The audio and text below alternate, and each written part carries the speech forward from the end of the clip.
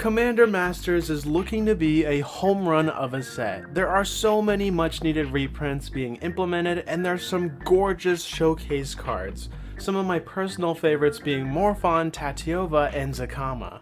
There's just one problem: the price. Oh man, the price for these products are complete crap, especially the Commander decks. And I hate when people try to defend these prices by saying, oh, well, we've had expensive Magic products in the past, as a means to justify these prices. That would be like getting hit by a bus and then slowly getting back up and then a second bus hits you. Getting hit the second time doesn't justify what happened.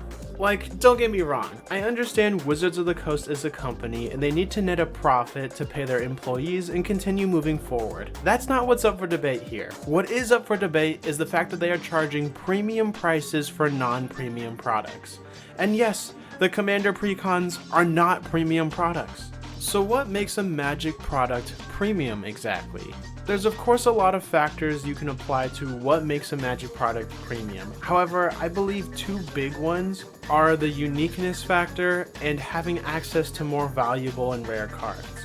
For example, the Warhammer Collector's decks had Surge Foils, which were cards that you could only get in the Collector's decks and not in the regular decks. They could have even done something like a Secret Lair, where they had a bunch of unique artwork on their cards. Or a better example would be the Lord of the Rings decks. All those cards had unique artwork pertaining to the theme of Middle-earth. So if you wanted that version of that card, it can only be found in the Lord of the Rings Commander deck. And some may argue that the Commander Masters precons have a handful of reprints with new artwork on it. However, the difference here is that the entirety of the Lord of the Rings deck had all new artwork on it. Not to mention, every Commander precon in the past has had a handful of reprints with new artwork on it, and they have never been this price. They could have even done something like throw in a box topper in the Commander precon, or a few set boosters, or something to prove why the price tag is the way it is. Now you might be thinking to yourself, oh, the price is blown out of proportion because there's a handful of new cards in each Commander deck. Every Commander deck ever made has had new cards pertaining to the theme of the Commander deck, and it has never been this price. And even when there was a chase card in a new Commander deck, they were never blown this much out of proportion.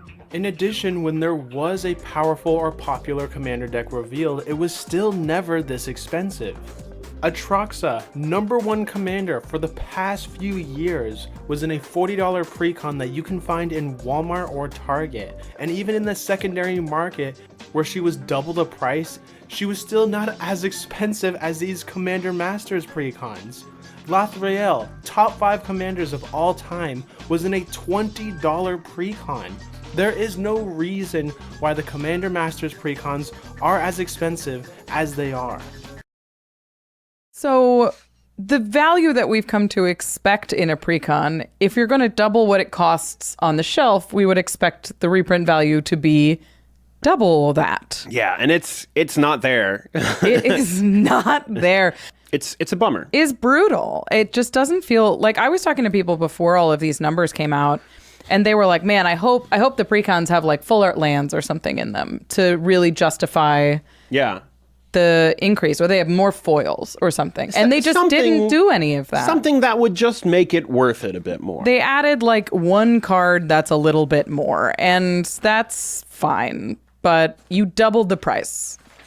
So you get double the scrutiny. The biggest downside is their cost, and there's no end in sight to that. There's no respite, there's no relaxation of that. We're just going upwards, upwards, upwards. And that's why I'm genuinely concerned for the direction prices like this are taking on a format like Commander. I'm genuinely concerned about people being priced out of the most widely played way to play and enjoy Magic, because I love Magic, but it isn't a game you can play by yourself. We need sets like this to be made with accessibility in mind. And when I see prices like these, I worry about my wallet, sure, but I worry about everyone else's ability to access the game even more. This really just feels like Wizards of the Coast testing the waters for what they can and can't get away with in terms of pricing. And it's made even more frustrating because there is a lot of fun and interesting cards in the Commander decks and in the bulk set that I would love to play with, but not at this price point. Money talks, and if this set sells well, that's going to signal to Wizards of the Coast that these prices are okay. Because the people are the ones that truly hold the power. If we all banded together and didn't support this product, Wizards of the Coast would be forced to reevaluate the quality and their pricing of future products.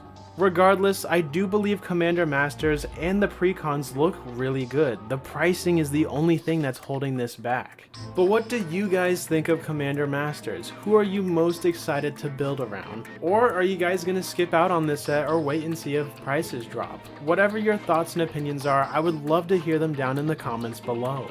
And guys, thank you so much for watching. I can't wait to see you all in the next video.